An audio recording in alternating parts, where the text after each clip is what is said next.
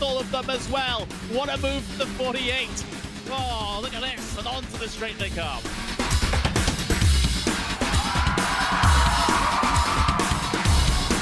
Brilliant move there from the number 40 to make it through. That left-hander sliding up the inside, going up now over Hawthorne Hill, down Pilgrim's Drop, and it's brilliant stuff here at Brands Hatch.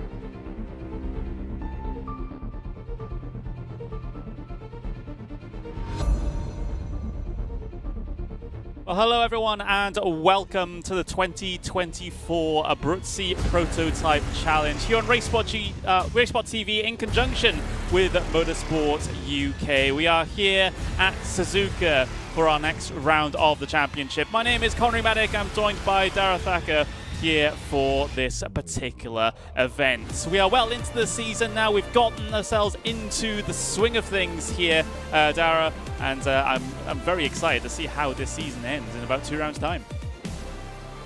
And I think the rounds that we've got coming up are going to really lend themselves to some good racing, particularly with these prototype cars. And with the mixed classes, Suzuka, it's one of those tracks where we could see some, a little bit of argy-bargy, a little bit of difficulty for those faster cars to get through. But thoroughly looking forward to it because this could be an absolute cracker.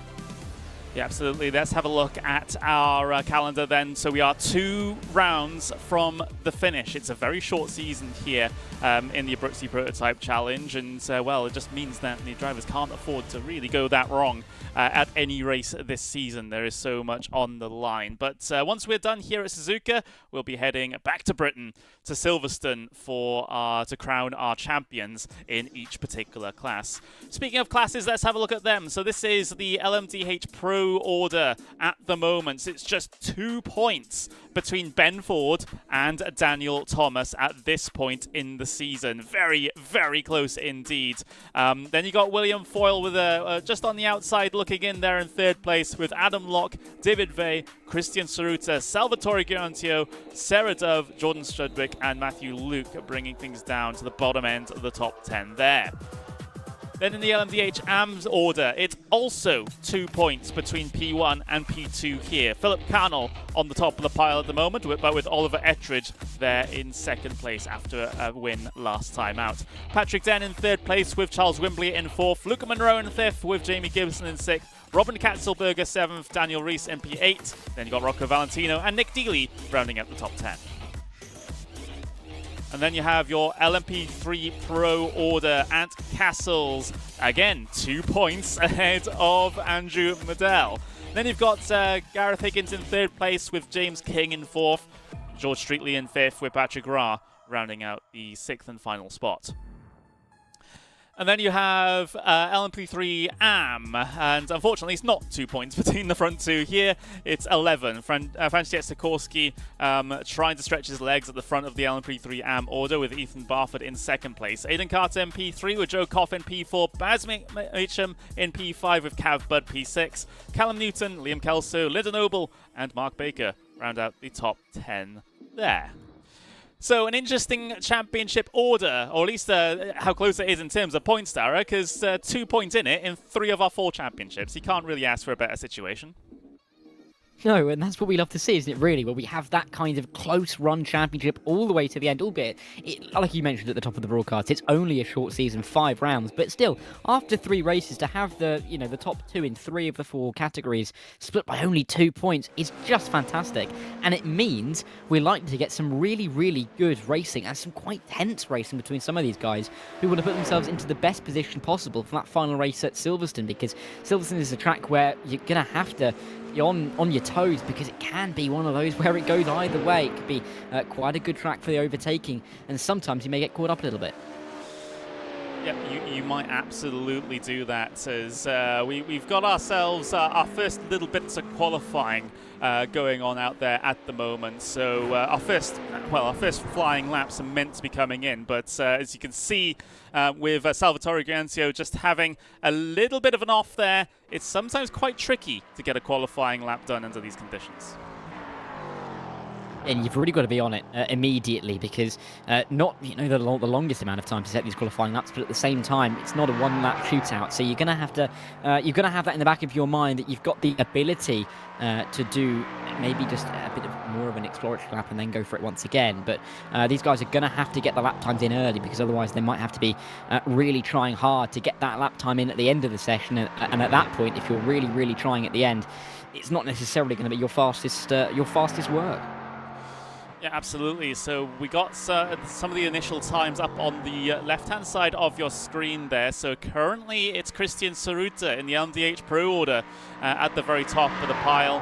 Then you've got Patrick Den as LMDh AM. Then you've got Ant Castles in LMP3 Pro. And then Nathan Carter in LMP3 AM. However, we have some big players yet to set themselves a lap time, and this is going to be one of them. This is Ben Ford, who's currently heading his way through the back end of the lap through the final corner here at Suzuka, and hopefully this is a drive to the line to set a time for Ben Ford, because he didn't set a time the first time I'm asking. He sets a time now, decent banker lap, but not the podium positions we're used to from the number 9. Now that looks more like it's more of a preparation lap, doesn't it? 4 seconds off, not necessarily what we'd expect from a championship leader at this stage, but let's see if he can get it all together this time around, because he will not want to be starting towards the back of the order, because he knows that Daniel Thomas, currently on the provisional front row, 2 points behind him coming into this race, he's really feeling the pressure if he can't quite get this lap done. Yeah, absolutely. So continuing on out there, heading his way up towards the first of the two Degnas here. Let's ride on board then with Ben Ford and see how this lap goes, because this could be absolutely crucial, because these guys don't get many opportunities to set themselves a lap time here. In fact, they only get 3 fast laps, and Ben is on his third of 3 fast laps. So this is the one that's going to count. Otherwise, Ben Ford will be starting a little bit further down the order to where we're used to seeing him. And you don't want that at this stage of the season. Penultimate round, this is where you need to really be making that drive towards the top and trying to cement your position in the championship. So he knows he's going to have to get it all together and try and get it to the line. Of course, Ben Ford very good in race conditions, so he's always got that to fall back on if he has to. But you want the lap time on board, don't you? Because you never want to be chasing a race with the championship so tight.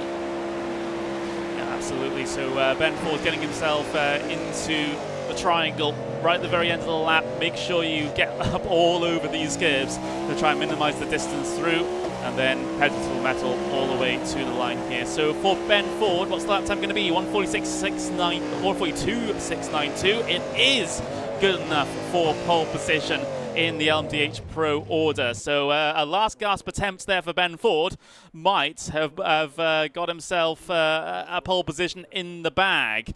Just having a look a bit further down the order to see if there's any drivers on lap times at the moment, and it looks like Ben Ford should be relatively secure in that LMDh Pro pole. Yeah, and very impressive to get it done in the circumstances at the time. But my eye was drawn to the gap in the LMP3 Pro, although that has just changed. It was 7 thousandths in a very small category, but it's now gone out to over a quarter of a second thanks to Ant Castle's good lap. But great to see some close battles. George Streetley currently P2. Can he then eke back towards the time? And he can, but look at that, 35 thousandths just outside. That's half of a blink of an eye, really, between the top two. And with only 4 cars in that category, that's incredibly close. Yeah, Philip Carnell bringing his car to a stop, only 5th in class there in that LMDh AM category, which is not the most ideal situation. Lots of drivers finishing up their laps around about now. Here's Patrick Den, who is on the lap and will have time to actually complete this lap. So this should be a last attempt here for Patrick Den with regards to getting himself on the front row of the LMDh AM category. Let's see if he can do so. 1 minute on the clock. This is really going to be last chance saloon, isn't it? Because he's going to cross the line with very little time left on the clock. Patrick Den in the 998, nearly as hard as you can get it in iRacing, trying to set that lap time. But P3 at the moment is not a bad place to be in. You would have to say, especially considering that one of the drivers in front of him, Oliver Ettridge, is second in the championship, and Luca Munro himself is trying to push his way through, but not a lot of time gained here. Could put himself on the front row because he's only 600ths back from Luca Munro.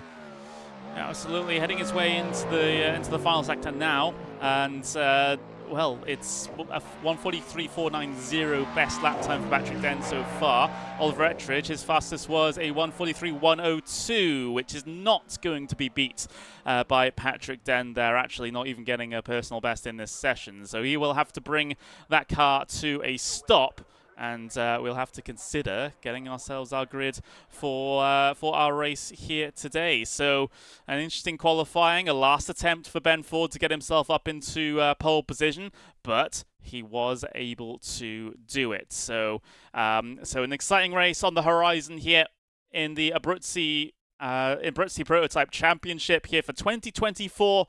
It is our penultimate race of the season, and the grid will just be coming up momentarily. It's great to see everyone here, great to have all the viewers and of course all the competitors taking part. And here we go, here's a starting grid. So it's Ben Ford in pole position there for the LMDh Pro order. Then you got Christian Saruta in P2 with Sarah Dove in P3. Daniel Thomas will start P4 with Jordan Studwick in P5. Matthew Luke will start in P6.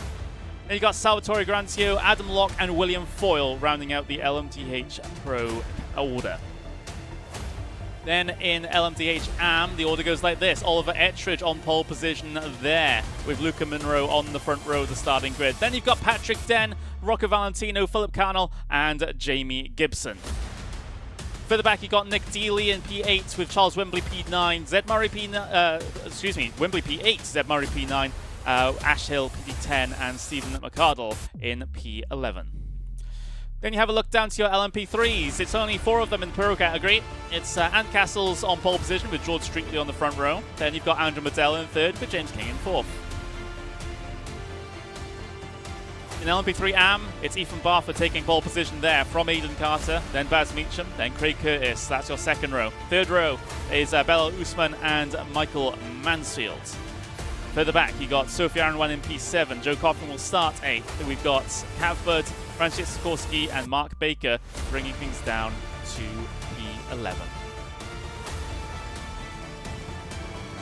So drivers getting themselves all stacked up just before Spoon Curve here. Short pace lap here at Suzuka before we get ourselves an hour of racing underway. The drivers, of course, will have to make a fuel stop, and a bit earlier than you usually expect here in these prototypes as well, as they are fuel limited to 75%.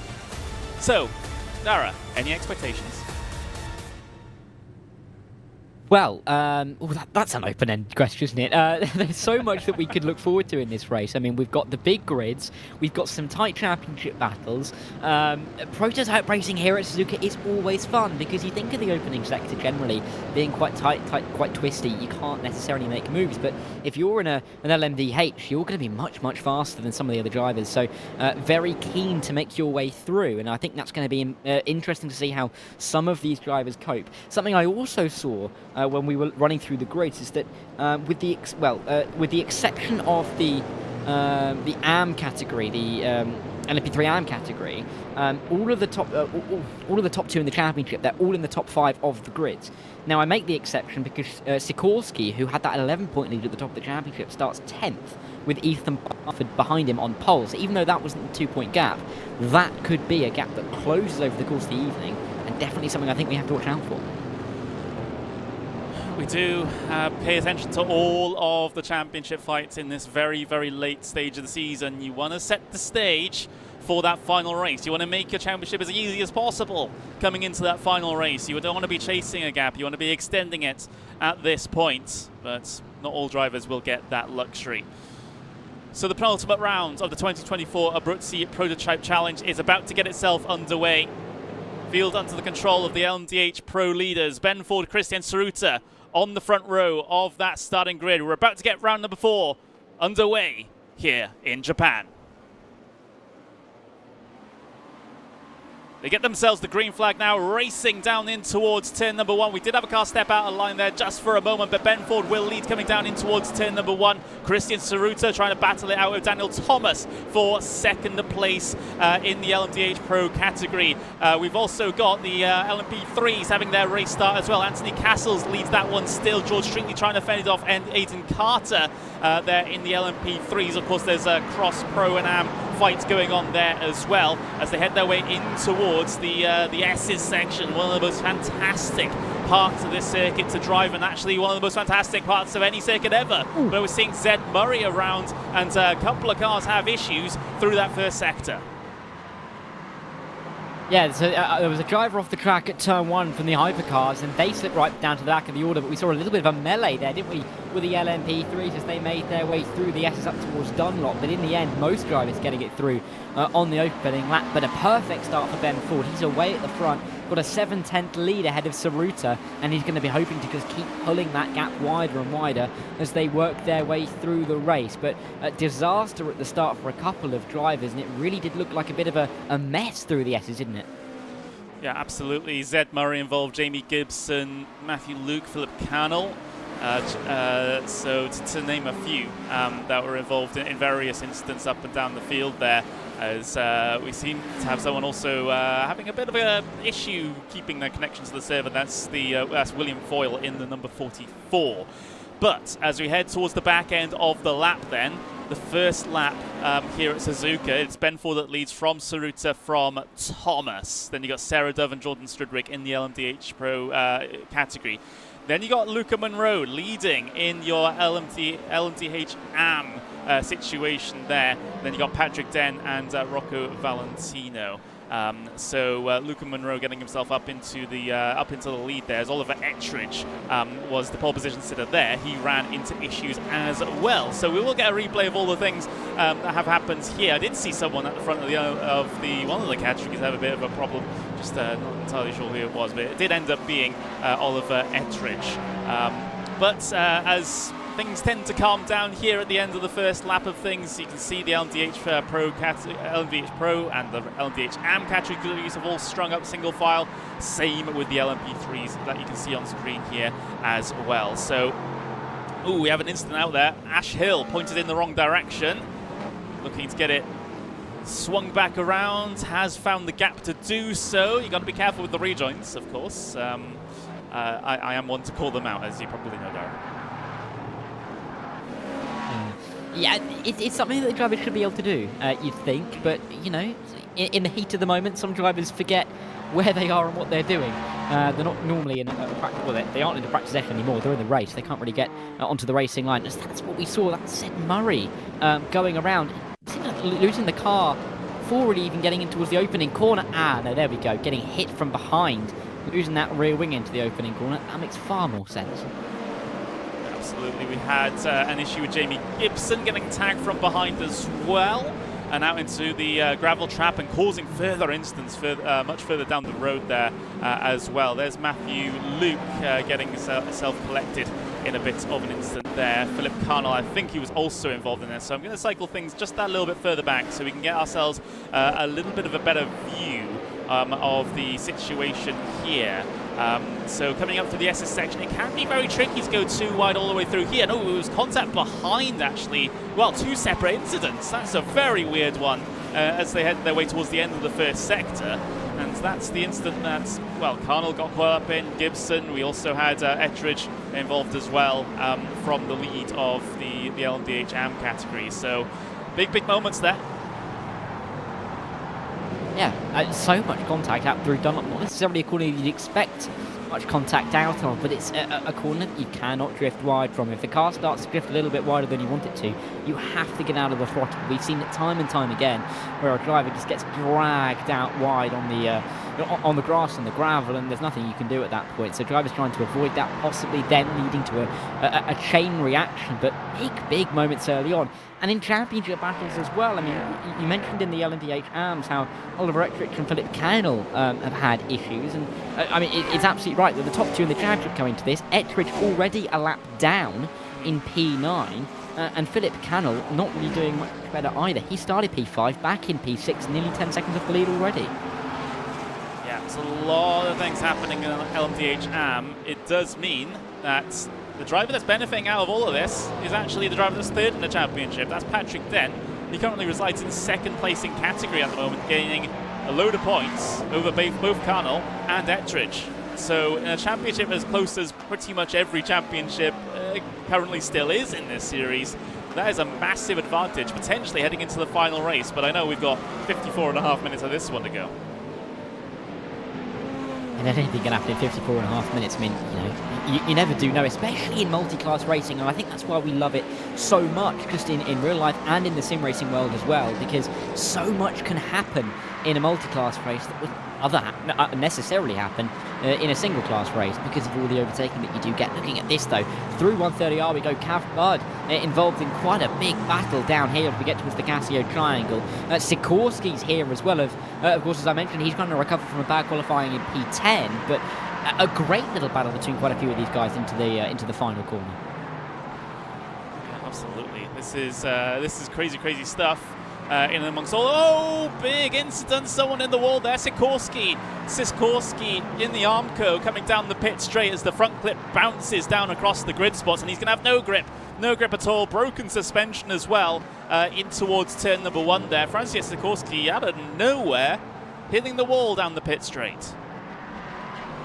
Yeah, and I didn't know that a front hood could be so bouncy as it went down the main straight, but there you go. That front left is not attached to the race car, and oh no, I think it's gone from bad to worse for Sikorsky, and he's either towed it or he's out of the race. I think he's towed it back to the pit lane, but this is disaster for him realistically. He comes in to this race, as we've talked about, with the biggest championship lead of any of the championship leaders.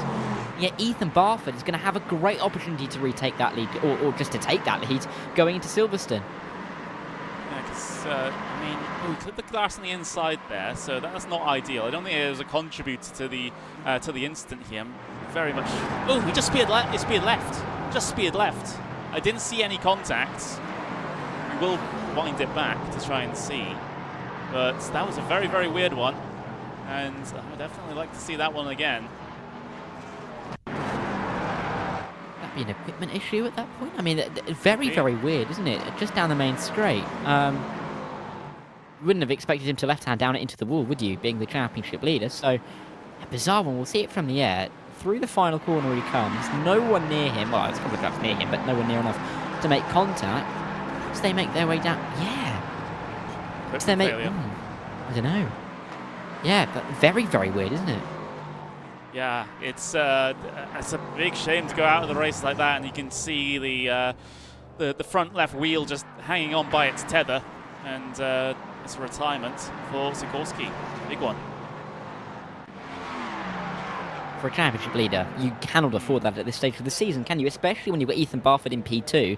Aiden Carter winning the race as well, after, I mean, they won over at Spa a few weeks ago. So Aiden Carter doing a great job to get into the championship battle. Ethan Barford almost certainly going to be in the lead of the championship after this. I mean, this really what opens it up, doesn't it? Yep, it does. So championships being turned on their head here in the penultimate round of the season, as Patrick Dent tries to hold on to a P2 in LMDh AM here, with Rocco Valentino somewhat breathing down his neck. So let's see how he deals with the pressure here. We might also have a battle for P2 in the LMDh Pro order as well, as Christian Saruta and Daniel Thomas are getting themselves relatively close. Ben Ford has done pretty well though in the early parts of this race. He's gained a 2.6 second gap in the race lead of LMDh Pro, so that is very good going indeed, and gives him that little bit of breathing room to use, especially when it comes to our pit stop phase, which will happen a little bit later on in the race. It'd be interesting to see how the pit stops change this race, because you can take the pit stop a little bit earlier, you can take it, dead in the middle of the race after 30 minutes, or you could take it later on with, say, 15, 20 minutes, maybe even 10 to go. So it's going to be interesting to see how some of these drivers play their pit stops, especially the championship contenders, because they may have different ways of doing it. If, for example, Ant Cassels and Andrew Maddle, who were first and second in the LMP Pro race and championship, if, for example, Maddell goes early, does Cassels try and cover him off? Does he then try and go long and get it back towards the end of the race? I mean, it opens the door for quite a few different strategies, but it's also good to see some moves on the track, as we've seen between Valentino and Den. Yeah, well, potentially, as we see, I mean, potentially as Valentino's headed his way through. So, so yeah, Patrick Den unable to hold on to that P2 in this instance, and now as they head their way through the exit of Spoon Curve, Valentino will try to pull away, but if Valentino can keep inside the slipstream here, there's plenty of opportunities to try and keep in the draft here, especially down that very, very long pit straight where you can get runs in towards turn number 1. But we'll have to see what the response is here from Patrick Den, because this is his opportunity to gain a whole boatload of points over his closest competitors in the championship. And if he's unable to capitalize on this, or at least as much as he hopes to, then it'll make a bit more of a close run thing in that final race if he doesn't hold the ultimate advantage. Yeah, it's going to be tense battle, that's for sure, as are most of these battles going to be, but you're going to have to make sure that you position yourself well in the early stages of the race, because it being a 1 hour long race, for some of these guys who maybe do more, short form condensed racing, there's a long way to go. You don't have to make that move so early on into the race, but you want to be in a position where you feel comfortable in being able to make that move over the course of the race. It doesn't have to happen immediately, but you don't want it to disappear from you early on the drive to get up the road. So important to stay in touching distance, and I think this is what we're seeing at the moment. But Valentino doing a very, very good job to try and pull away up towards Luca Munro in this category. And the 999 looking relatively comfortable in P2 at the moment. Absolutely, and well, the 999 pulling away at the moment, so no need to call that number, shall we say, for Rocco Valentino, because he is A-OK and trying to chase down Luca Munro for the race lead in LMDh AM. So pretty good going. Got that pass done pretty clean, and then has just gapped Patrick Den. It's 1.6 seconds now as they're heading down towards 130R. Massive pace from Valentino. Maybe living up to the name, eh? Well, not quite in prototype cars, but GT cars would say, whatever. It worked in my head before I said it out loud. But yeah, good to see Rocco doing a very good job at the moment and closing that gap to Luca Munro, because as I mentioned it before, it was 3 seconds. It's now down to 2.8. and seeming like it's closing a little bit as we work our way forward. But good battles throughout the field. You can see 2 wide as they make their way onto the straight. Some lights flashing as well. But there's lots of goings on at the moment, and a lot of drivers trying to change their positions, and lots of close battles at the moment. Yeah, absolutely. And the one that you just saw on screen was actually a battle between Pro and an AM driver. So Salvatore Gorarentio is got through on Charles Wimbley, and Wimbley, they had a little bit of a different agreement between the two of them as to how that was negotiated, and it doesn't help that Will Foyle in the 44 ahead is in and out of action, shall we say. So that is a massive, massive distraction for these drivers. It can really, really put you off when you see that car ahead of you just blink in and out, in and out, in and out. It's incredibly distracting. It's not what you really want, but it's something you get. You're just gonna have to adapt to it, and that's one of the elements of sim racing that I think we don't talk about enough, because obviously this is a simulated racing experience, but there are elements to it that you obviously wouldn't get in the real life, so you're gonna have to adapt to it, gonna have to make little changes. But it's all part of the challenge, I think, and it's what makes this series fantastic and many other series great, particularly here in the Abruzzi Prototype Championship. Drivers have only 5 rounds to get themselves a championship charge and to adapt and to learn, and it's just a really good condensed format, and it works really well, I think. Yeah, I think so too, as we see this close battle for P2 overall between Christian Zrutia and Daniel Thomas. However, I do have news a bit further behind, as Nick Dealey seems to have had an issue and has managed to get back going again, but yeah, just as we cut away from that battle, things decide to happen. That's just the curse that we have to deal with sometimes, and we'll get the replay of Dealey here in just a couple of moments. Let's see what happened then between Nick Dealey as they make their way through 130 up towards the Castillo Triangle, and there's a little bit of a move. It gets very late, but they all make their way through quite sedately, and then there's a bit of a look to the inside, and I have to say, I think that's a little bit ambitious there, Conrad.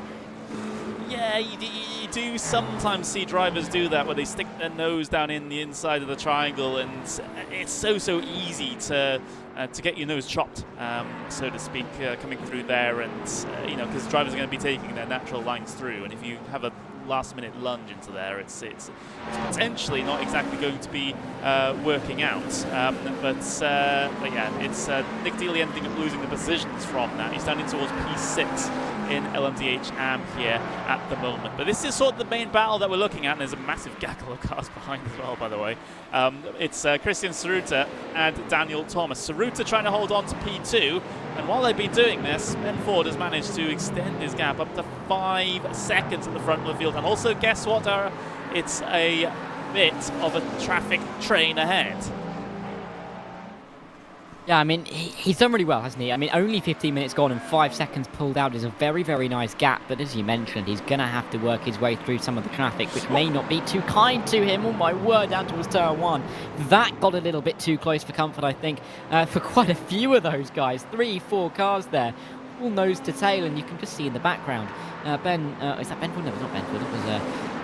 It was someone else trying to make their way through, but the close quarter racing that you get here is so good, but also dangerous, because we're seeing some of these moves trying to be made, particularly down towards turn 1. The corner tightens up. If a couple of drivers, if there's a little bit of miscommunication, it can end in tears. Thankfully, we haven't seen it there, but it just shows how good some of these drivers are and how aware they can be.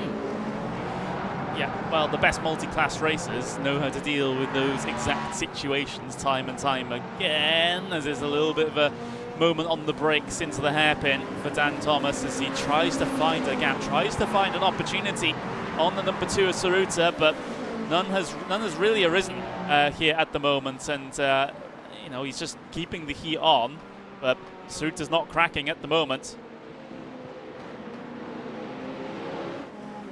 Not as much as I think Thomas wants him to. He is staying very much firm in his position. Of course, Thomas coming into this race second in the championship, 2 points behind Ben Ford, really would want this move to, if nothing else, limit the damage that Ben Ford is currently making into his championship challenge. Outside line maybe being looked into the Casio triangle, but nothing doing there. But for Thomas here, this is really important. He needs this move soon.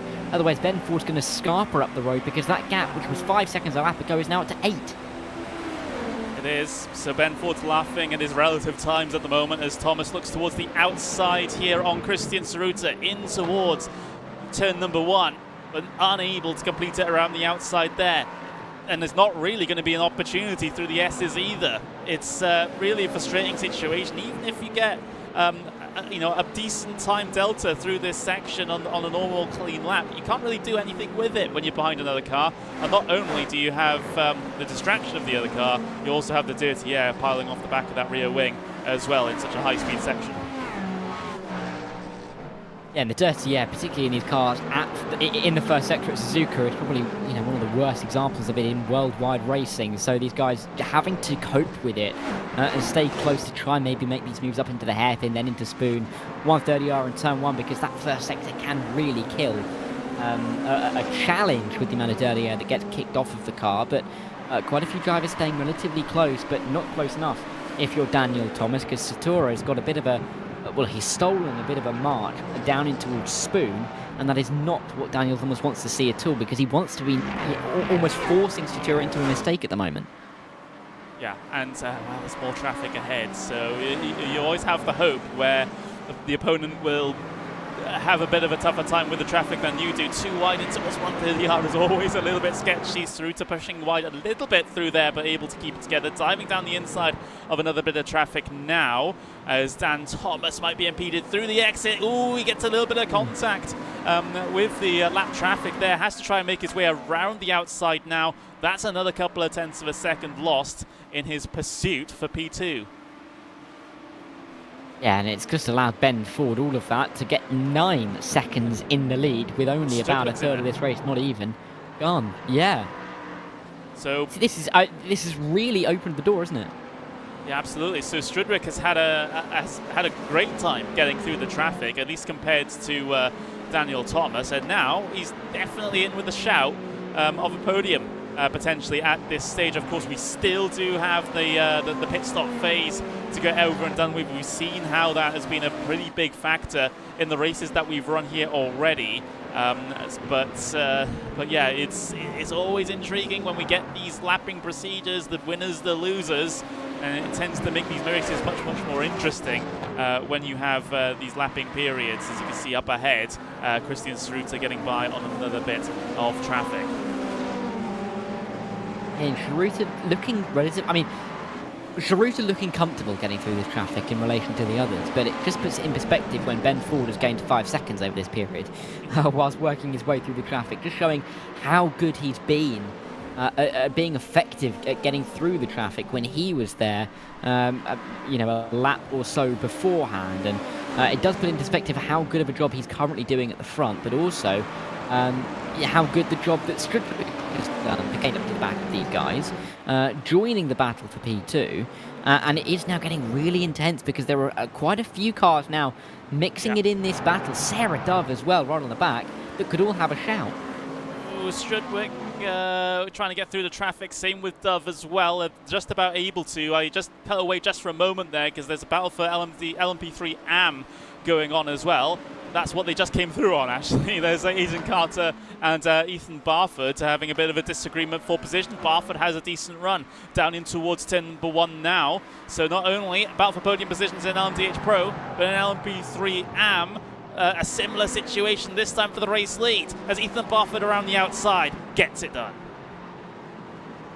And what a move from Ethan Barford. Important for him to do so as well, with Zagorski being out of the race. And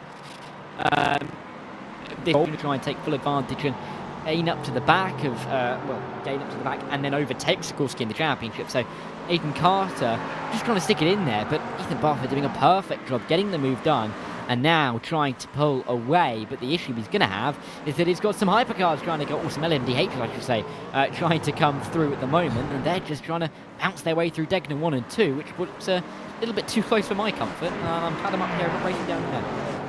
Yeah, we haven't had major issues with traffic so far this race, although Dan Thomas obviously had that little bit of contact through the triangle moments ago, but nothing catastrophic so far. We'll have to keep an eye on things. However, we had Sean McArdle lost a little bit of time on that lap. I'm just having a look to well, he had to come down in early actually, I believe, because of damage, so that's why he's a bit off the pack, so to speak. But there's your trainer cars, your LMDhs for P2 and back. Ben Ford is now 11, almost 12 seconds ahead of this little group. Yeah, it's incredible, isn't it, what Ben Ford has done in this race so far. I have to say, I've commentated on Ben Ford before, actually. Coincidence that I knew him before commentating on this championship, but I was commentating a race last night that he was in, and you know, he made a strategy call, and it didn't necessarily work out for him. So it'll be interesting to see if he makes the same mistake twice, or whether he's got it all under control and the pace underneath him as well allows him to make sure that he can keep the win here tonight. And I think it'll mean more to him if he can extend that championship lead in this Abruzzi Prototype Championship with only one round to go than any other race he could do, because this is looking dominant at the moment from Ben Ford. I mean, he hasn't looked back since the opening corner. He controlled the start, and he's just been ploughing his way up the road, isn't he? I think the most comfortable race he's had so far. And he's had interesting races, let's just say that, as you see Dan Thomas again in a position where he can challenge Suzuka, maybe have a run in towards Spoon Curve here as they go through that winding right-hander before you look for the braking zone in towards Spoon Curve, try and get that nose in and hook the car around. It does seem like Daniel Thomas has the better clear air speed here at the moment. He's just struggling to try and find a way through on that luminous green and black Porsche ahead of him. It must be pretty frustrating. Maybe a good run through 130R to set up the move in towards the triangle as well is what we sometimes see, but not close enough to be able to do that this time around. But yeah, for Ben Ford, our race leader, most relaxing race he's had. He finally picked up a win last time out at Road America after losing the race win in 2 different fashions in the opening 2 races, which is a bit gutting for him. But he did finally get that in the bag last week. After that spin at Spa, wasn't it? On the penultimate lap, which cost him the race win. He definitely was going to be out for revenge for himself, if nothing else. And winning last time out in Road America, looking comfortable at the moment here at Suzuka. He really is, putting his best show on to try and reclaim those points in the championship and put him into a position where he feels like he should have been had he not, had those interesting endings to the 2 opening rounds. But this is Daniel Thomas, who's chasing him, looking for the move, going inside into the Degners, but he just can't quite find the move because Shiruta really putting up some very, very, very good defence at the moment for P2. Yeah, incredible. Making that Porsche 963 as widest Porsche 963 you've ever seen. And Daniel Thomas is really struggling to deal with that at the moment. But still, a decent amount of time left in this race, of course. We have that pit stop phase to think about as well. So it's not all lost at the moment. Definitely not for anyone, really, in this pack for P2. I think, really, the race lead is starting to get away from them here at the moment. But in terms of second or third on the podium, I mean, this group could come across the line in any configuration, as far as I'm concerned. And especially considering the fact that we're going to have more overtaking of the LMP3s, that will throw another spanner in the works for all of these guys. So it is by no means over, really, until the final corner. You're going to have to be right there and ready all the way through the race, and these drivers know exactly what to be doing, even if Daniel Thomas might want to be thinking about it while being in P2 rather than P3. They know that there's going to be opportunities throughout this race. But a train of 4 nearly halfway through the race with none of them pitting yet could get a little bit spicy, I think, if this lasts too much longer. Potentially, as they follow each other oh so tightly coming through the first turn and into the S's section as well. I'm really surprised that Thomas is actually able to follow as closely as he is, especially considering the dirty air. And is there move down in towards the Degner now potentially? No, surely not. It's a very, very risky, almost unknown way to try and get past in towards there. But so it kind of made sense that he backed out of it. Yeah, I think Suzuka's a track where you can look for quite a few moves and then think better of them at the last moment, because it gets too basically. There are only a couple of places where you really feel comfortable making a move, and particularly down at a Degner, you can look for it, but you don't really want to be committing to it if you are not absolutely 100% committed to the move, because it can end in tears. And I think if you're the one, if you're the aggressor, it's reported to anybody post-race, you're not going to be looked upon too kindly either, so there's always that to think about. Absolutely, you want to be conscious of the steward's view of things, and there's a flash of the lights there from Saruta, just trying to warn the bit of lap traffic further down the road that he's going to go for a big lunge down the inside of the triangle. Daniel Thomas trying to follow through in his tyre tracks as well. I think Stridwick might be the worst off when it comes to this little lapping procedure here, but you can see that Saruta, he really didn't want to wait around. He just completely lunged down the inside at the first apex and made sure that he wasn't going to get impeded. Yeah, there was no two ways about that, was there? And made sure that absolutely was not going to be impeded from his line. But this group of 4, the gaggle, I mean, they are still trailing each other one after the other. You can nearly throw a blanket over all 4 of them and catch all of them together, because, I mean, Sarah Dove, just then a second behind Shiruta, with 2 cars in the middle. I mean, this is such good racing. This is what we come to see in prototype racing. And it is good to see that not just a race battle is ongoing, but a championship battle is intertwined with this as well. Let's talk about how good a race Studwick and Dove are having at the moment. So Dove is 8th coming into today in the standings. Studwick is 9th coming into today in the standings, and both of them, under the right set of circumstances, might be on for a podium. How's that for a great performance? Yeah, and I mean, a couple of these drivers will be thinking, I'm not in the championship battle, but I will not say no to a podium or a P2. I mean, this is a great opportunity for quite a few of these guys to, if nothing else, just take a claim and show why they're here and show why they think they're good enough. And it's great to see, because this kind of championship allows drivers that opportunity, with only being a 5-race championship. If it doesn't go your way in the first 3 rounds, you're not going to be looking for that title in weeks 4 and 5. You can just be looking for that good result for the pride and for prestige, really. And I think that's what we're seeing here. These drivers, I mean, if this was a 10-12 race season, you have a bad first few rounds, you're still thinking about race 4 and 5 as getting yourself on the front foot. But for the likes of, Sarah Dove and Strudwick, they are going to be going for it here for the podium, despite the fact that they're not on that championship battle, you'd say. 3 manufacturers represented in this battle as well. You've got the 2 Porsches at the front of the train, and you've got the Acura, and then the Cadillac bringing up the rear there. So fantastic to see the variations in the decisions of which car to bring to this round in this championship. And to see them all in the same postcode out there on circuit is fantastic to see. But apparently it is the Porsches that head up the train, and Suzuka doing a mega job in terms of defensive driving here to try and keep this swarm behind. And now Thomas has to be a bit careful, because a poor run through the Degners might open up an opportunity for Strudwick into the hairpin. He doesn't go for it this time around, but I doubt Strudwick will want to hang around too long. If Thomas can't get by, he might be saying, actually, if I can get past here, I might be able to have a go at Suzuka instead. Yeah, I think they're all lining up for a fight, aren't they, really? They all want to go for P2. They all probably think that they can make the move if given the opportunity. But Daniel Thomas is just showing how difficult it can be, because by no means a slow driver, of course, showing that by being P2 in the championship and only 2 points off the lead, but just unable to make a way through on Suzuka, who is just defending far more like a lion than Esteban Ocon did back in Qatar a couple of years ago. But this is where we could see some problems, because we come up to some traffic and Suzuka, well, he doesn't really get affected, it's more Daniel Thomas who gets affected, but that then opens the door for the others behind to maybe change the order. Yeah, and Strudwick going to get impeded the most there, I think, out of that situation. But Suzuka given a little bit of breathing room, almost 0.8 of a second on the way down in towards turn 1.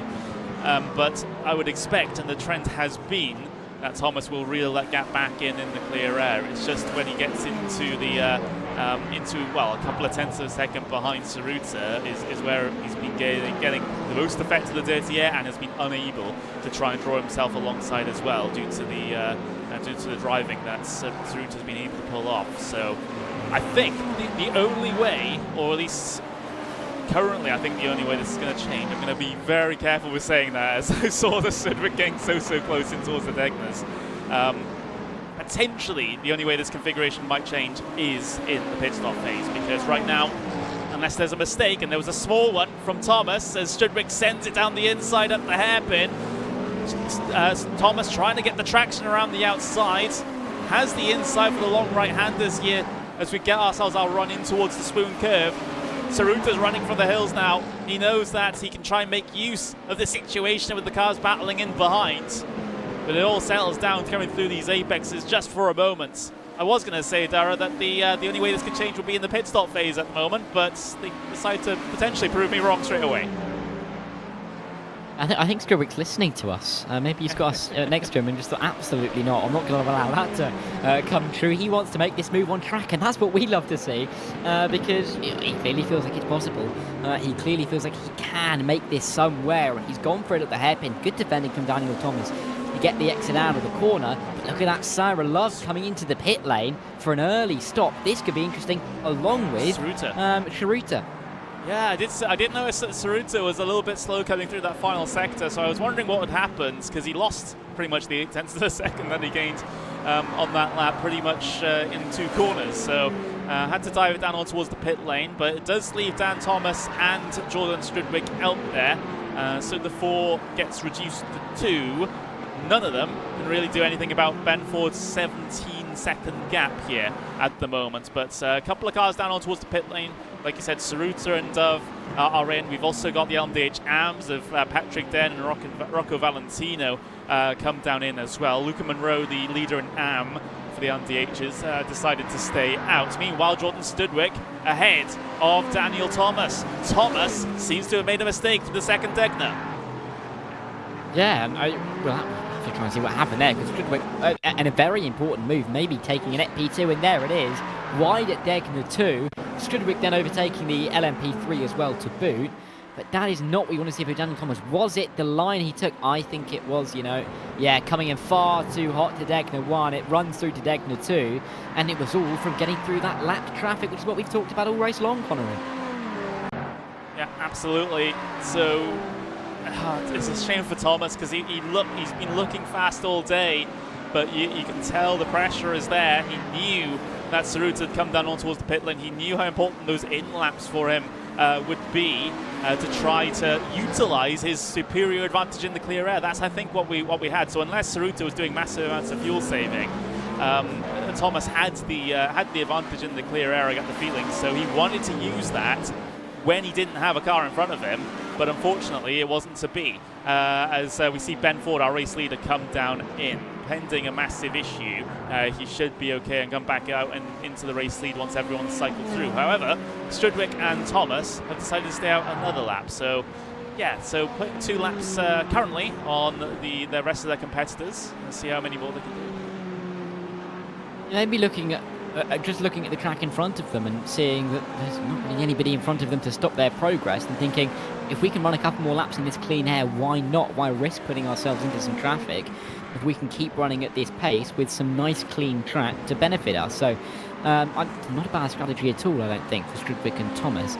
If I was Ben Ford at the moment, though, I'd be maybe a little bit worried at the pace that Jordan Strudwick is showing, now up to at least a net P3, possibly a net P2, as this is Ben Tsuruta. Ford coming out of the pit lane, I do believe. Oh, that's Tsuruta, that's your, oh my word, that's a massive slide. Massive moment coming through turn 1. So now that's changed this again. He pushed all the way wide. Oh, and another little twitch coming through one of the apexes of the S's there. Is that car okay? Or is it just a couple of moments of awkwardness for Christian Tsuruta? Looks all right for now, but it was a bit scary there for a moment. That was a really, really big moment through turn 1, and once you get wide, it can be very dusty out there. So lucky, collect the car up, frankly. Here's Jordan Strudwick. Pit lane, question mark, is he going to come into the box? Yes, he is. Strudwick is in, and Daniel Thomas, will he follow? I don't think he is, or no, yes, he is following. He's into the pit lane. He was gaining too much time there, and then he wasn't. So clearly coming into the pit lane, but that should mean that everybody at the top is now coming in, and it was Sarah Dove, hitting into the rear. Oh, that one's a bit awkward, and that one will be looked at in the steward's room after the event as well. And I don't think Tsuruta's going to be too happy about that. I don't think either you or I would, to be fair. I mean, that was it didn't look like the nicest bit of a tap from behind into turn 1, and when you unsettle the car there, it's a commitment that the car is not going to be happy with you, and that's exactly what we saw. But Sarah Dove ahead of Christian Tsuruta, but I don't think either of them are going to be ahead of Jordan Strudwick, and no, they are not. Can Daniel Thomas come out ahead as well? Yes, so both drivers, as you probably would expect after the contact that we just saw, have emerged in second and third, and that gap between Ben Ford and Jordan Strudwick, 15.8, down from 17.8 that we saw before the pit stops. It was a very quick stop actually for Strudwick, 25.6 compared to Thomas's 26.4 and Ford 27.8. I think Ford was just being a bit conservative with the fuel and decided, okay, there's no need to risk anything here. We're going for the fuel I need for the end of the race. I'm just going to put in a little bit extra, and I have the gap to be able to be comfortable. But yeah, aggressive stop for Strudwick there. 25.6 seconds, 0.8 of a second faster than Thomas. So that makes up a decent amount of the gap that he now maintains. It's 3.6 seconds back to Thomas here at the moment. So the whole pit stop phase with the incidents and with the stops themselves has definitely split up our battle for the podium positions in LMDh Pro. So I will take the opportunity to update you in the other classes, because we haven't really been paying as much attention to them, mostly because they have been pretty strung out. Luca Monroe leads in LMDh AM here at the moment, and we look down towards LMP3 Pro, so that is Anthony Castles, who has about 11 seconds over Andrew Medell there. And both of them still have not come down on towards the pit lane just yet. Meanwhile, in LMP3 AM, well, they've just negotiating the half spin there, but Ethan Barford still leads from Aidan Carter by about 3 seconds there.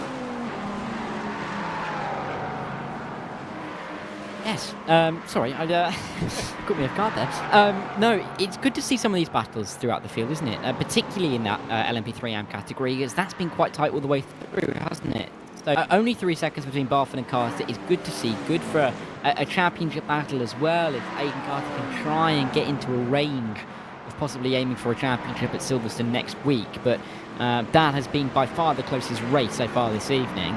But also nice to see that Luca Monroe and Rocco Valentino have been pretty close in the LMDh AMs, because the other two categories, the pro categories, have been relatively spread out for the win, haven't they?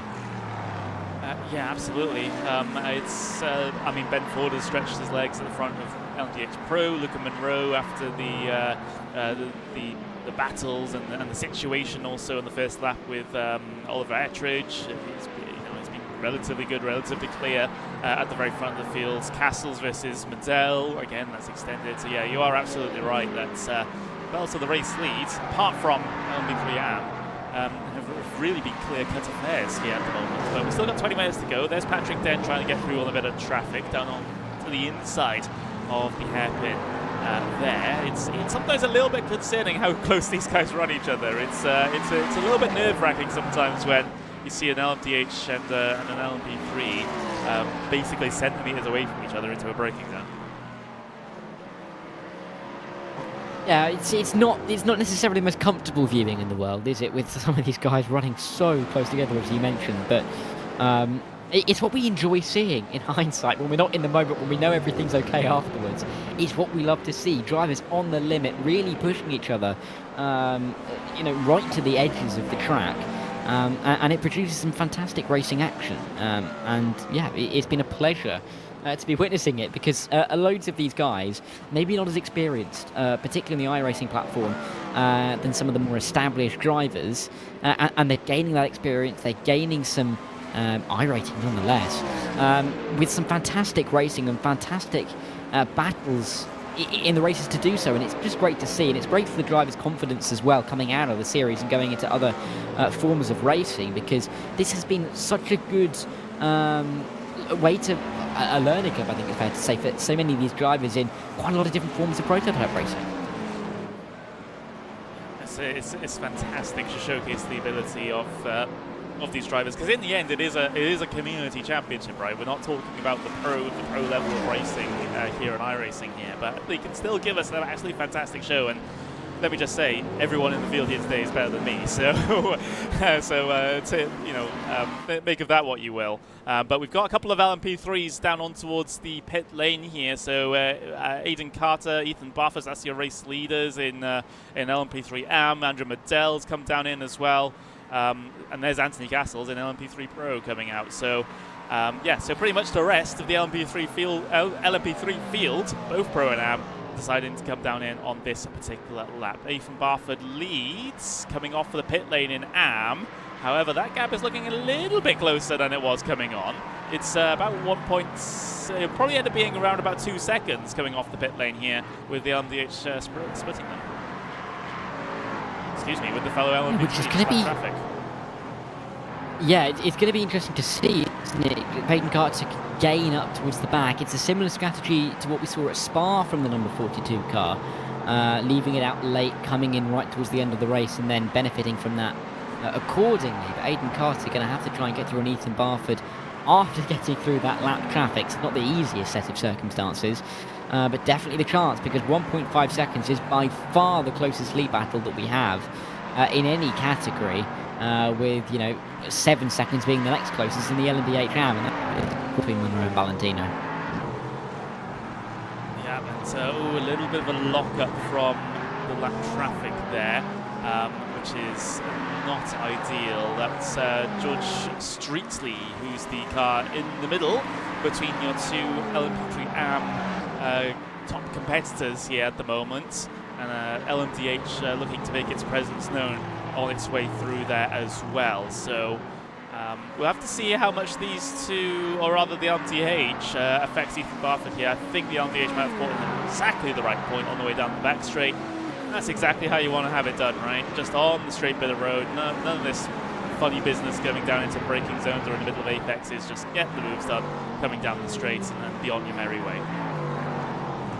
None of this side-by-side malarkey. Just want it done by the straights. Forget anything's ever happened.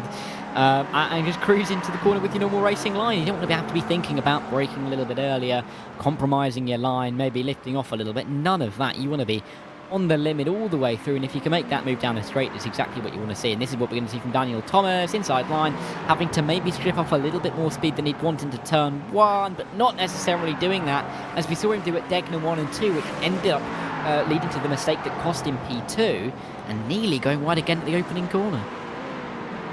Yeah, and the street lead, the bit of lap traffic, still in between these two cars, and now potentially just sitting uncomfortably close to your race leader. So we'll have to see if Streetley's able to get his way through here. He can unlap himself if he's really confident that he can pull away. Definitely he can unlap himself, but it's always a sketchy situation because the leading car never usually wants to let someone unlap themselves.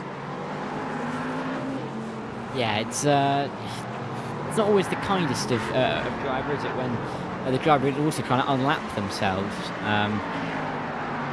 go any further back. They don't want to be, losing some time, as they will feel, and maybe compromising any kind of position they can get in the race for the sake of drivers who are having a much better day than they are. So I think Aiden Carter might have their work cut out to try and make the move here, but God, it's 14 minutes is a very long time, realistically, in trying to make this move. At least, a good 7 laps or so, try and do it in. But time ticking away, it will feel like it is going ever quicker and quicker. If Aiden Carter can't close that gap down and Ethan Barford starts to stretch his legs a little bit more, especially considering that lap traffic is almost pushing him down the road. Honestly, if I was Barford here, I might even be tempted just to let that let Streetley go here, because it's better to have that car ahead, especially if it's faster, rather than have it breathe down your neck into every single braking zone, just for the psychological pressure.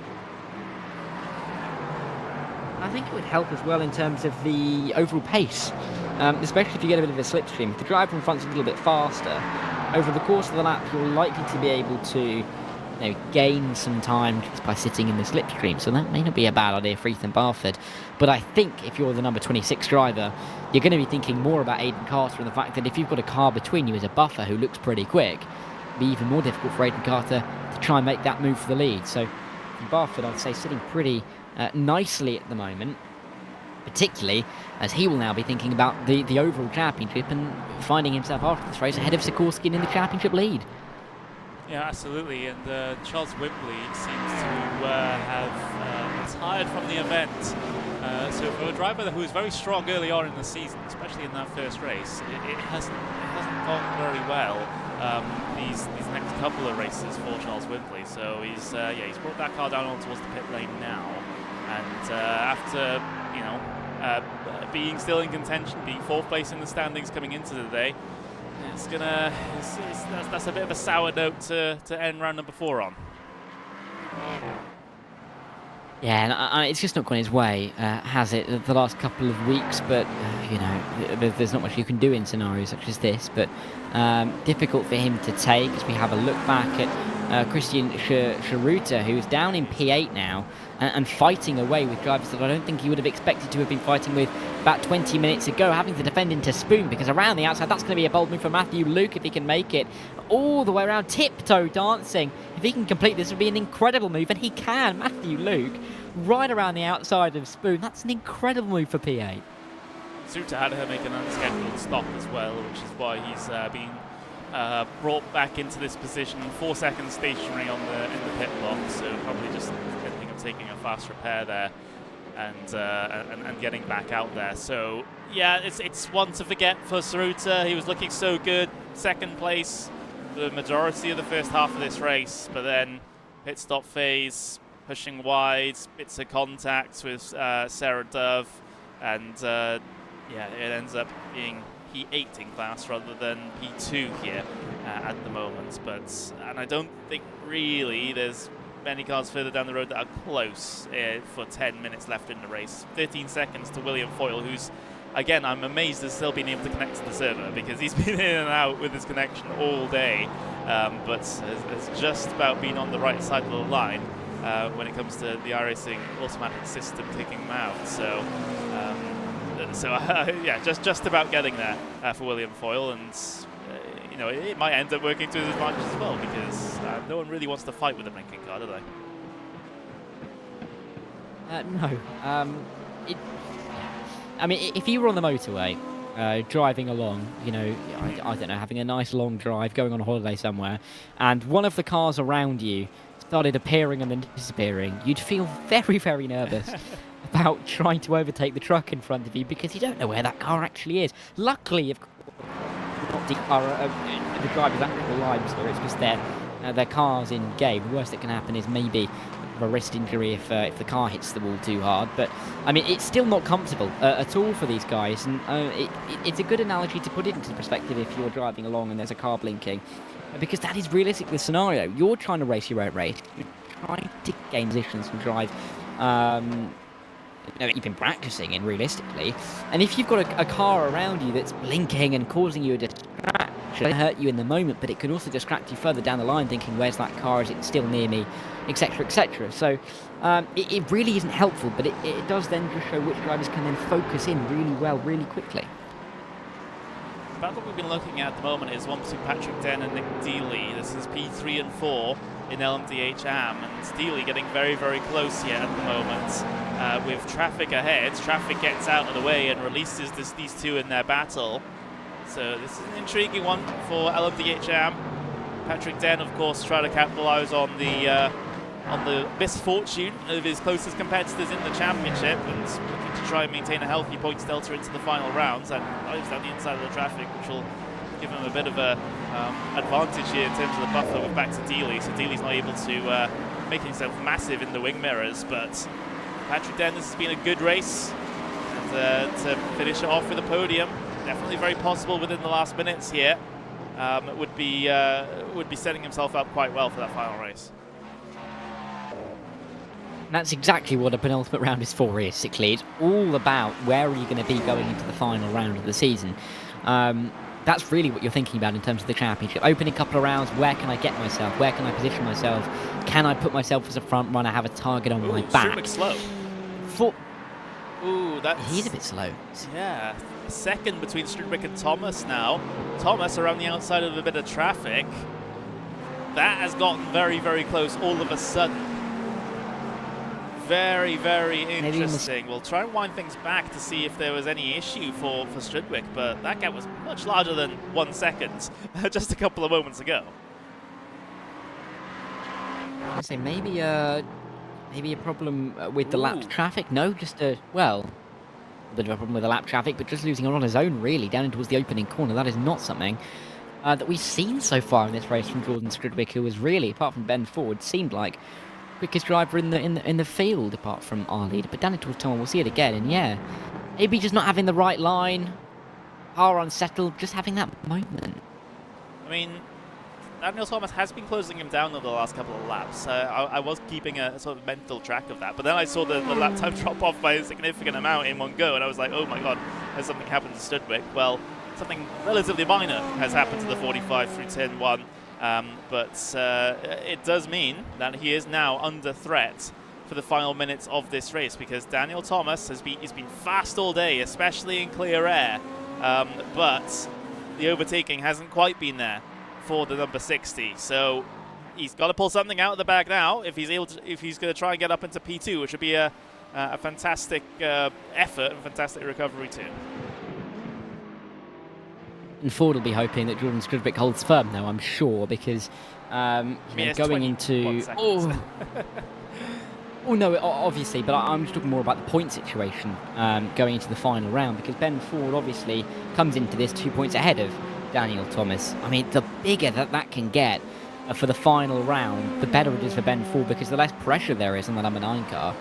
And we'll have to see if he can then carry that home in the end for a title, because we'll have a much... I mean, if we're talking about a 10-point gap compared to maybe a 12-13 point gap, I'd absolutely take the 12-13 points, because it just the extra couple of points, if nothing else but psychologically, gives you that bit of an extra buffer and a little bit more confidence and ease going into a final race, because you don't want to feel too under pressure in the final round of the season with the championship on the line.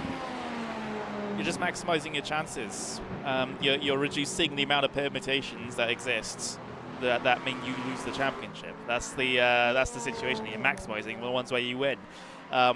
So really, that's all it is coming into the final round of the season. You want to be able to get yourself the best chance possible. However, that being said, the gods of racing decide to smile upon one driver and frown upon another sometimes. I've seen so many championship leaders lose actually quite significant leads going into the final round of some of these seasons here at iRacing. So it's never a surefire thing. However, it's like you said, it's more about the psychological situation. Less pressure on yourself means less pressure to make a mistake. Yeah, and I think for these guys, particularly if they're in a championship battle, they will just want to have the nicest time. Chasing, you want that gap to be as little as it is. If you're going to be leading, you want that to be as big as it is. So these last 4.5 minutes, there'll be a couple of drivers looking for moves, no doubt, Thomas, that want to gain positions just to make their next race a little bit easier, because that is all it is. They don't really care to with a P3. They don't necessarily care about whether they go sick. They care about the points tally and what it looks like going into the final round. And I mean, that's what we're going to be talking about next week, and trying to do the maths live to try and see who's winning the title. The bigger the gaps, the less permutations there are for us to worry about. I think we also have to apologise for Dara's mic sometimes as it cuts in and out. Well, he's not at home, so it's. Where are you at, Dara, by the way? Sorry. I am at a different house. I'm just out. But family, friends. But I see. But yeah, it's great to have you. Of course, you were here for the first round of the season. So you're going to be here for the last one as well? Yes. Oh yes. I feel awful that I missed it. I was a lot further away from my own home than I am now. So there's absolutely no chance of me getting here. But yeah, I was annoyed to miss it because we had such a good opening round. It kind of set up the championship perfectly, and I've of course watched the streams back. We had some great races, but this race again showing how good the racing can be in this championship, and it's really a shame that we only get one more round. It's around at Silverstone, which is always a fantastic venue to go to. We are, I mean, at least I'm totally unbiased with regards to this. So it's it's a fantastic track for a finale. We haven't had weather affect any of the races so far this season, at least in terms of the wet stuff that comes out of the sky, right? But but it's the UK, right? Silverstone. Maybe we'll get some weather there in terms of wet weather conditions. That would be a heck of a finale, wouldn't it? Well, I mean, on that point, I was driving today down to where I currently am. It's been a lovely day here in East England. It's been absolutely gorgeous. I turn a corner. All of a sudden, above me is a black cloud, and it just starts pelting it down out of absolutely nowhere. It stops raining, but I carry on up the road. 5 minutes later, there are rivers across the road. I mean, anything can happen in British weather, and it's the summer. Quite literally, it could be anything. I think these guys will be hoping for some nice dry weather, but you can't always guarantee that at Silverstone. We've seen it particularly the last few years. In the more high-profile events at Silverstone, like Formula 1, MotoGP, where there's been weather that's become a factor, and it absolutely can happen again. And the drivers are going to have to be ready for it, because if they're not, and it starts to rain, then they're going to be on the back foot massively. Yeah, absolutely. I mean, all of the races are set to May in Sim, and we know how very showery and rainy May tends to be here in the UK. So it can be a bit of a concern heading into that one, perhaps more so than some other circuits during the May time. So yeah, I mean, if we were an in-sim date, 3rd of September in-sim right now at Suzuka, well, that's in the middle of typhoon season. So potentially we might have had some weird conditions here. But no, we're set in-sim to May time, which is a bit more settled for Japan. Yeah, but as you mentioned, absolutely not as settled to the UK. It will be interesting regardless, but it's been nice to have nice, beautifully dry weather here in Japan. I mean, obviously the cherry blossom would be out think, at this point in the year, but not in the sim. But we can imagine it around the track, maybe floating down, making it look absolutely stunning. But I don't think many of these drivers particularly care, particularly not Ben Ford, because he had that such large advantage. But for a lot of these guys, is he going to find the line? He might find the line, Conroy.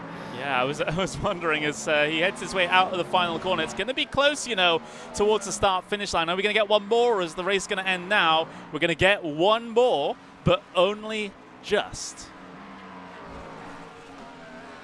Oh, that must have been on the line. I thought I saw him walk over the line there with the time on the clock, but no. I mean, that must have been so close. I mean, this is I've had this conversation before, but I don't know what you think about it. If you're leading by 21 seconds and it is that close to whether you get one more lap or not, would you slow up and stop the race earlier, or would you just go for the next lap and try and see if anything else happens behind you? Yeah, because you're minimizing risk, right? Because who knows what happened on that final lap? You might have a back marker that gets in your way and you find a barrier. That's the situation there. It does mean that this battle for 5th in LMDh Pro will go one more lap. So another opportunity for Adam Locke to try and get through. I think Adam Locke will be very pleased and will be thanking Ben Ford after this race for the opportunity if he can end up getting through. Same can be said for Daniel Thomas if he can find a way through, but I think he's a little bit too far back on because they make their way into the Degners. But half a lap to go. Ben Ford leading by 21 seconds. I mean, he is just going to be cruising. He's going to be laughing his way to the line, frankly. Yeah, absolutely. It's been, we've barely looked at it over the course of this race. It's been a very, very dominating performance. And he's going to be heading his way down towards 130R for the final time in this race.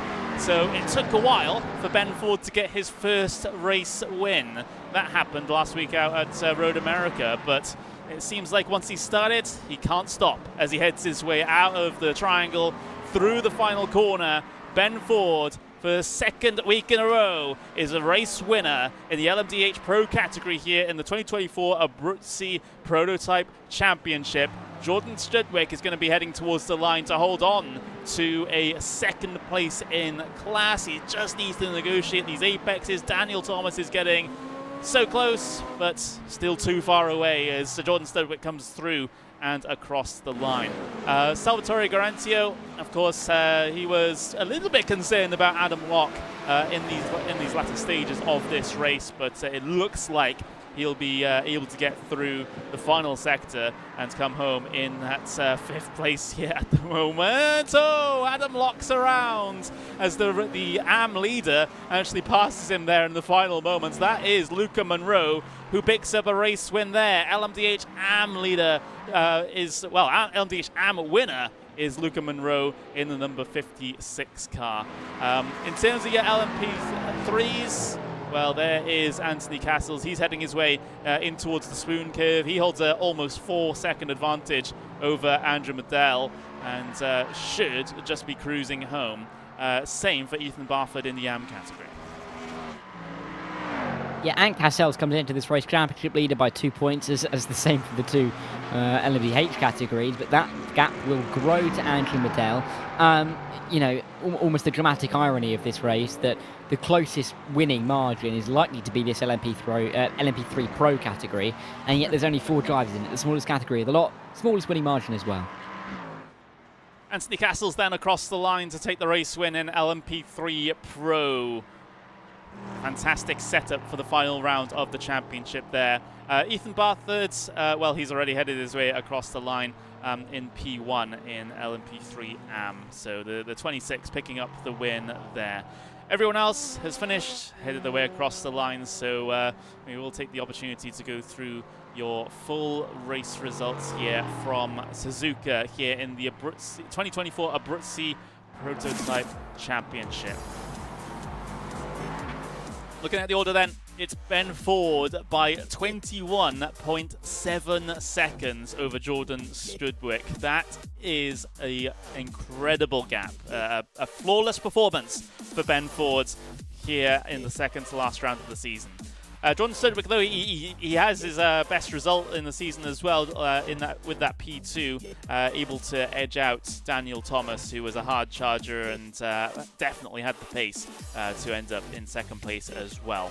Sarah Dove with a great performance up into P4. Of course, this is pending steward review because, of course, with her incident between coming down in towards turn number 1 with Saruta will probably be investigated. As Salvatore Garancio in P5. Then you got Adam Locke in P6 with William Foyle P7, Christian Struter P8, and Matthew Luke in P9. Then in your LMDh AM, it's Luca Monroe winning by 6.2 seconds over Rocco Valentino. Then you got Patrick Den with a great performance in P3, setting himself up well for Silverstone. Then you've got Nick Dealey in P4 with Philip Cannell in P5, Oliver Ettridge P6 with Sean McCardle in P7. Then you've got Ash Hill, Ed Murray, and Charles Wimberley rounding up the top 10. Jamie Gibson will be the retiree there, 11 laps down in P11. In LMP3 Pro, it looks a bit like this. 4 finishers, as it's Ant Castles by 3.6 seconds over Andrew Madell. Then you've got James King and George Streetley. Then in LMP3 AM, it's Ethan Barford winning by 6.4 seconds over Aidan Carter. That was a pretty close run thing, especially in the early stages, but it's extended out a little bit towards the end there. Joe Coffin in P3 with Baz Meacham in P4. Then you've got Cav Buds and Craig Curtis bringing things down to P6. Michael Mansfield in P7, Mark Baker P8, Sophie Aronrun in P9, and Bella Usman P10. Franziszek Sikorsky, of course, having early incidents down in P11. So that's the top to the bottom in each of your classes here today.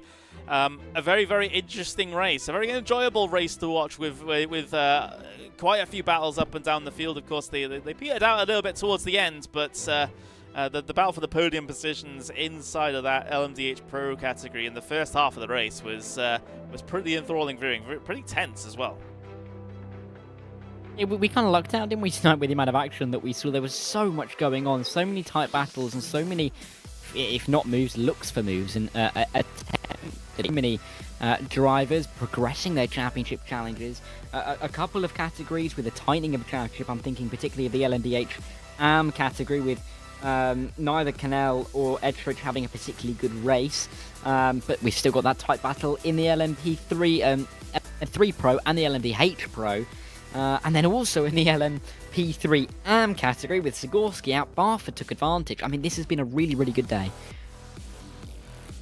Absolutely. So it sets up our stage for the final round of Silverstone, which we'll get onto in a bit. But in the meantime, we will have a little bit of a chat with some of our drivers. So we'll bring the LMDh AM winner up into the commentary booth now. We've got Luke Monroe joining us as the winner of the LMDh AM category. How does that sound, Luca?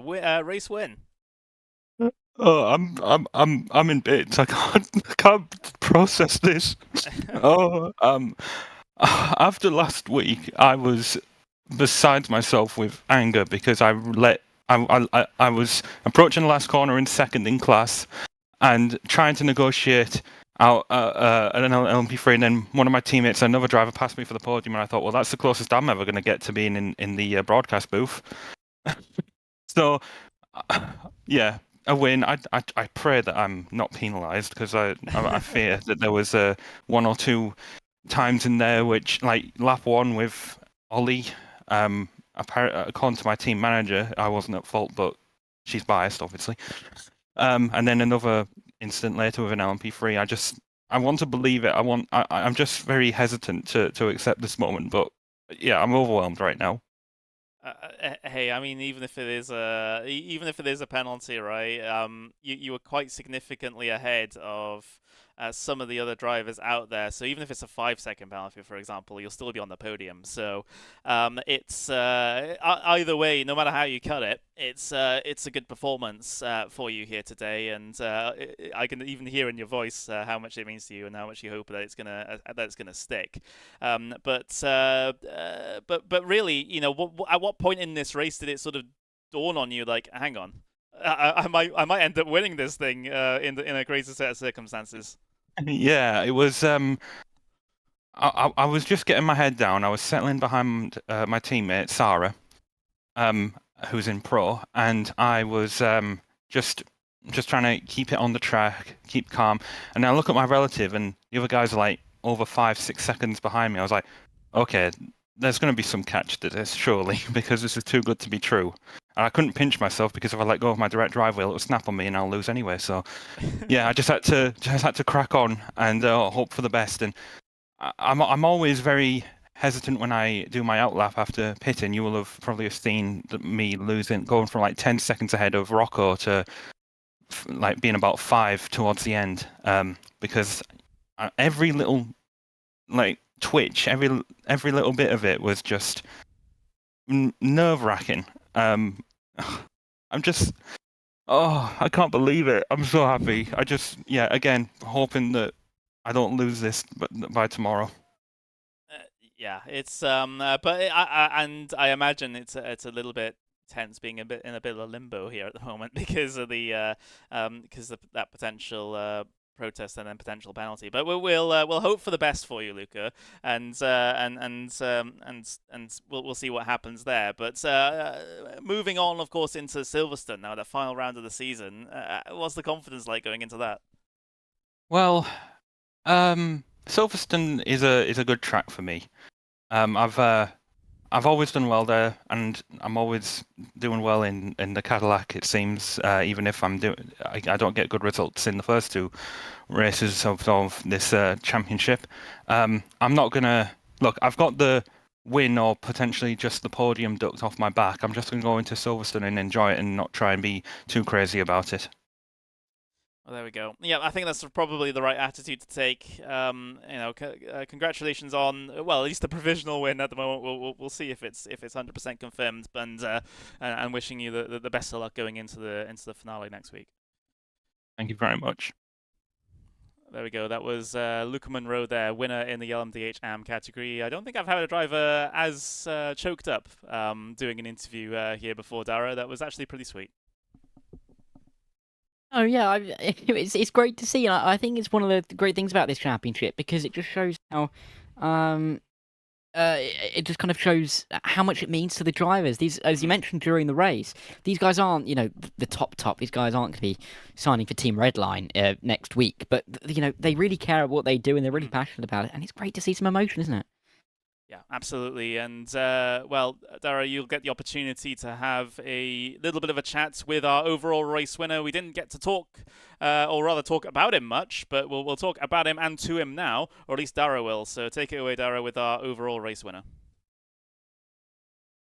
Yeah, I have to say, I do know of Ben, and I've interviewed him many times, so this feels slightly weird. But Ben Ford, welcome in. Congratulations on the race win. You won it by a distance. I mean, that looked like a cruise for. So say again, mate. You like that a bit for me? Sorry. I do apologise for my mic. No, I was just going to say that you cruised there. I mean, that must have been easy for you. I wouldn't say easy. It wasn't difficult because I said a decent gap at the start of the race, but yeah, I mean, I was quite surprised to be honest. I didn't really expect it, but yeah, I thought once I got to like 10 seconds of the lead, I just went for 20. Just to have a nice buffer in case anything bad was to happen. So, yeah, I don't know, I just had something today that I didn't realise I had. This is great for the championship, though. I mean, going into the final round and you finished extended out from 2, how confident do you feel with the pace that you showed today going into Silverstone next week? I'm very confident. Silverstone is my best track across most cars, naturally, so I hope to do well, but everyone's good at Silverstone, so it'll be quite close, I think, between everyone. Just got to beat or score good points, and yeah, hopefully do well. And before we let you go, I mean, how did you find the traffic today? I mean, we saw a few scary moments. I mean, how did you manage it? Did you feel pretty comfortable with the LMP3s? Well, the first time round, I skated through them. It was some really easy, but a few corners a bit dodgy. But other than that, it was, to be honest, I thought it'd be very, very challenging with the traffic today. But I've never done multi-class Suzuka before, but it was actually pretty easy if you know how to tackle them. So yeah, it's all right. And last thing before we let you go, is there anybody you want to thank? Because obviously You don't do these races alone. I suppose thank Gibson for being moral support after he had a bad start. Yeah, that's probably can't think of much else. Well, I know he'll be thanked. I think when we saw him get turned around, so unfortunate for him. But in the end, well done, Ben. Race winner here and championship leader overall going into the final round. Well, there we go. So, yeah, Ben Ford's fantastic effort. There's really not much more that could be said about the winner of the LMDh Pro category. But we do have to move on to LMP3s, as we'll bring Ant Castles up into the commentary booth now. So, Ant's taking the race win by 3.6 seconds at the end there compared to Andrew's efforts. So at least with this set of circumstances, Ant, with you with the advantage of 2 points coming into the round round number 4 today, how important is again those extra couple of points coming into Silverstone now, because that championship is very, very, very tight and it could go either way. Yeah, it's exciting. Seeing Andy get the fastest lap tonight was kind of a sucker punch, really, because it brings him closer. But I think Silverstone will be fun. I think Silverstone's going to play out in a different way. There's going to be a lot more thinking about what to do strategy-wise. So we had a little bit of a discussion before the race ended about Silverstone. Of course, the in-sim date is set to May time for all of these races, and we know May time during in the UK is not the driest month. So for that race, are you expecting potentially any wet weather running, or is it going to be, or do you feel as your hunch, shall we say, because none of us have the data, is your hunch that it's going to be a dry race and you were betting on it? Who knows what's going to happen? I say if it's going to rain, let it rain. It'll bring some fun to it. That's for sure. Yeah, absolutely. We haven't had any effect from the rain at any point over the course of this season, so it'll be very interesting if it happened in the final race. But do you have any? How's the confidence going into Silverstone? Because of course you're embroiled in this championship fight now for LMP3 Pro. Is there going to be a lot of preparation going into that race, knowing what is potentially on the line as far as championship's concerned? I'll approach it like I approach all the races. I'll put a good stint of practice in, work with the team, and see what we can come up with. I think it could get interesting if Gareth would turn up. It's a shame that there's not more pros in this series, because I think it's been entertaining, and it could have been a really good series with a few more pros in it. But yeah, I'll go in with the same attitude and hopefully grab the same sort of result. Yeah, absolutely. Hoping for all the best, and we'll see what happens at Silverstone in our finale between yourself and Andrew. It's going to be crazy. So we're looking forward to that, and we'll see you then. Yeah, thank you very much, guys. Cheers. There was Anthony Castles there, P1 in LMP3 Pro, and we unfortunately won't get to talk to our LMP3 AM runner because they haven't gotten themselves into the interview room. But someone we can talk to is Jordan Strudwick. So Jordan Strudwick joins us in the commentary booth as Jordan finished in P2 in the LMDh Pro category. Well, where do I start, Jordan? Because that was a race that really, really could have gone in any direction, and it ended up being that you're the one on the second step of the podium, but it could have been any one of 4 drivers potentially at the end there. Yeah, pretty much. I mean, starting from P6, I wasn't expecting to finish where I am, but yeah, starting the race, I had Sarah right up behind me. I was expecting a lot of fighting, but it was actually quite calm. And then after the pit stops, I had a really good second stint, and I was able to hold P2. Yeah, absolutely. So you obviously in the early stages of that race, when you're all sort of packed together in that 4-car train, what were your thought processes? Because it felt like Thomas just wasn't able to find a way through on Suzuka for second place in that situation. He might have been faster in clear air, and in fact, I'm pretty sure he was faster in clear air, but he just couldn't find a way through. So as the third car in line in that train, what was the approach that you were taking? Because at least early on, it seemed like you were pretty passive, but the longer that Thomas stayed behind Suzuka, it felt like the more eager you were to try and have a go yourself. Yeah, I was trying to keep myself calm. I was trying to keep myself like patient with it all, with it being an hour race. But yeah, the longer it went on, I was starting to get a little bit impatient with the fact of Ben getting so far ahead. I knew I wasn't going to be able to get the gap down, but I was hoping for something. Maybe if something was to happen with Ben, I'd have the better chance of getting ahead of him. So yeah, I was starting to get a little bit more aggressive towards the pit stops. Yeah, and of course, out of the pit stop phase, how did that sort of work with your perspective? Because obviously we saw Thomas, excuse me, not Thomas. We saw Saruta and Dove coming down early. But then they ended up in a little bit of a tangle on their outlaps. So were you aware of that situation when it happened? Do you have any other team members that are looking at the race well that can tell you these things, or was it a surprise when you came off a pit lane and that you found the circumstances you were in? Well, I was in a party. I was in a chat with Daniel the whole time. So me and him were like kind of not working together, but we was like not really trying to hinder each other's race. So we both decided to go long, and then we came out. We wasn't looking at the race at all. We was just focusing.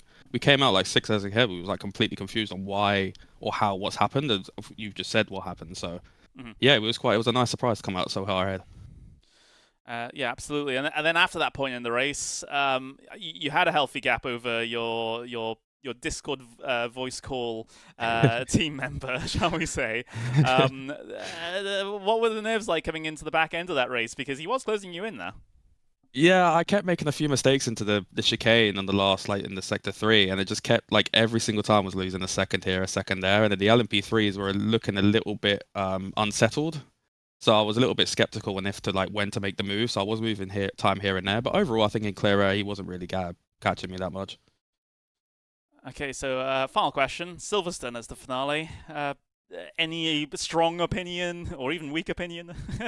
It all depends on the weather. Yes. I think in the dry and the rain will be a very exciting race, but I think in the dry it will just be pure, like, it will just be like very difficult to not only stay consistent with the amount of like difficult like corners like Stowe, Cops, etc. But like if it rains, it'll be very exciting. I think it's a longer race too, isn't it? Yeah, we'll have to look at things when we set up for that race. But yeah, it's going to be an incredible occasion, and of course, like you mentioned, with the weather factoring into it, it could potentially be a massive party, essentially. Well, at least for us as viewers and commentators, right? Maybe for the drivers, it might be a bit more sketchy.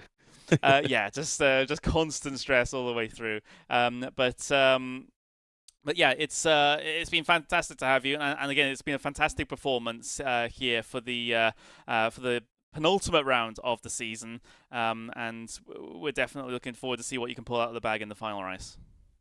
Thank you. All right, there we go. That was Jordan Strudwick there, P2 in the LMDh Pro category here today. But Dara, that's the conversation with the drivers over, and we'll have a final conversation with you as well. Yeah, I mean, our stage is set. What else can I say? I mean, fantastic performance from Ben Fords to grab the maximum points here today and get a bit of a points gap over his rivals. But the other championships are just so close as well. It's going to be crazy. We have essentially all 4 championships still up for grabs in the final round. We do. I mean, we have 4 champions to crown at Silverstone, at the home of British racing, which works, of course, so well with Motorsport UK. But it's going to be such an incredible race. I mean, like you said, it's going to be a bit of a party, an enjoyable race for us. It's going to be a lot of maths, I think, for me to try and work out all the championship permutations. But I'm really looking forward to it. 7 days' time. I cannot wait to be there. You're going to have to break the spreadsheets out and get all those calculations going, because there's not only multiple championships, but multiple contenders for multiple championships. So yeah, good luck with that one. We'll try and keep you up to date, of course, when next week arrives, where we'll head to the UK to get this season over and done with. But for now, here from Japan, from Suzuka, we will have to wish you a very, very pleasant evening. But same time, same place next week, we will be crowning 4 champions in the 2024 Abruzzi Prototype Challenge. Goodbye.